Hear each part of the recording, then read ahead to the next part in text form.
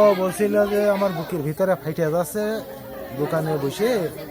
এই কথা বলার সাথে সাথে ও আস্তে আস্তে বেঞ্চের পরে বসে ঘাড়ি ভেঙে যাচ্ছিল। তারপরে আমরা মাথায় পানি টানি দিলাম, দেওয়ার পরে হইল গে ও আমার বললো যে পানি আর দিস নে, শীত লাগবে। আর দিয়ে এরকম দেখাচ্ছে পানি আর দিস না।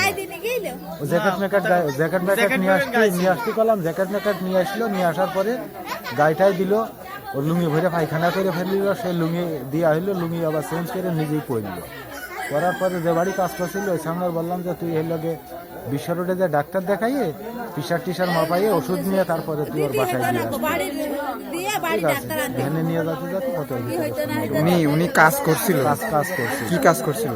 রাজমিস্ত্রি কাজ করছিল। ওনার নাম হইল গে ফয়জুল্লাহ। এই গ্রামেরই ছেলে, থাকে হইল গে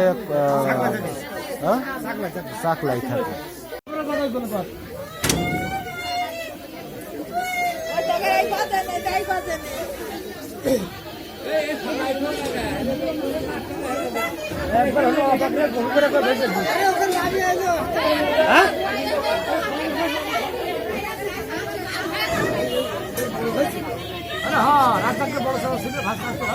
স্ট্রোক করে মারা গেল।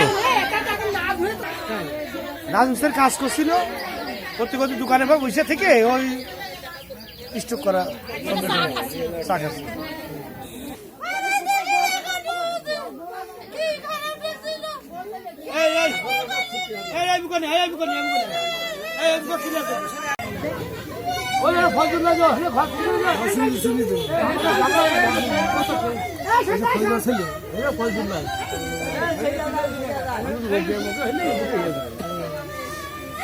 ও চাচা কেবল আমরা গল্প করে দোকান থেকে গেলাম না, ভ্যানে না সুযোগ নেই। মিজানের মাথা বালি টেনতে আমি ওই কলাম না মিজান,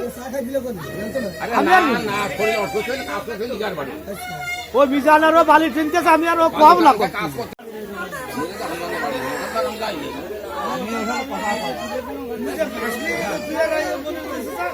আমি বাড়ি বুকে গেলাম, ওই মিজানের মাথা বালি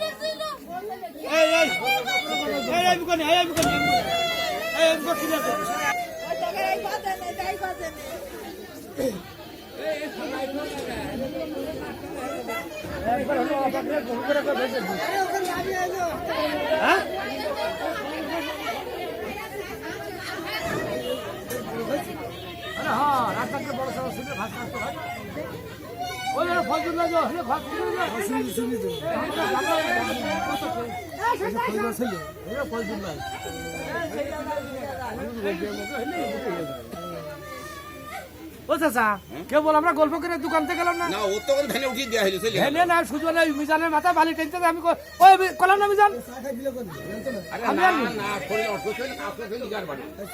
ওই মিজান আরো বালি টেনতেছে, আমি আরো কম লাগবে।